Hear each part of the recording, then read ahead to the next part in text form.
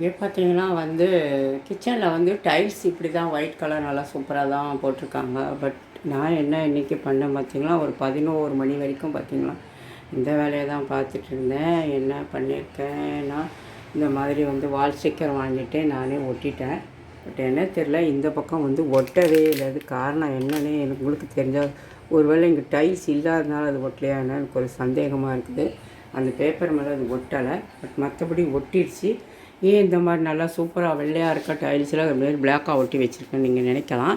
இது எதுக்கு ஒட்டினா பார்த்தீங்களா, இப்போ டெய்லி நம்ம சோப் வாட்டர் போட்டு தேய்ச்சி கழுவிட்டுருக்கணும். அதுவும் இல்லாமல் இங்கே எறும்பு போது நிறைய கோடெல்லாம் போட்டிருக்கேன். அப்படி கழுவி துடைக்கும் போது பார்த்திங்களா அது எல்லாமே போயிடும், டெய்லி கஷ்டம். அதனால் நான் என்ன பண்ணேன், இந்த மாதிரியான ஒரு வால் ஸ்டிக்கரை ஒட்டியிருக்கேன். இது இருந்தால் நம்ம சோப் வாட்டர் துணியை வச்சு லைட்டாக துடைச்சி எடுத்தாலே நம்மளுக்கு போயிடும்.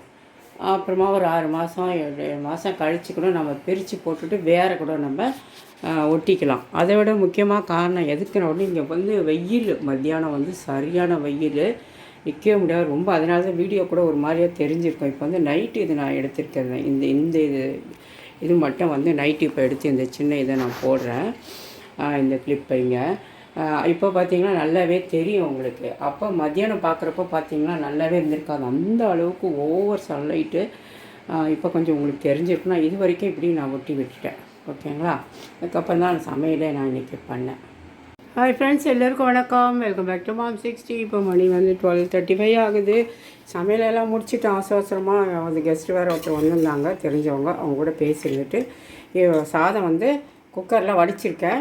அடுத்து இங்கே என்ன பண்ணியிருக்கேன் பார்த்தீங்களா, மொச்சக்கொட்டை வறுத்துட்டு கத்திரிக்காய் போட்டு தேங்காய் கொஞ்சமாக அரைச்சி குழம்பு வச்சுருக்கேன்.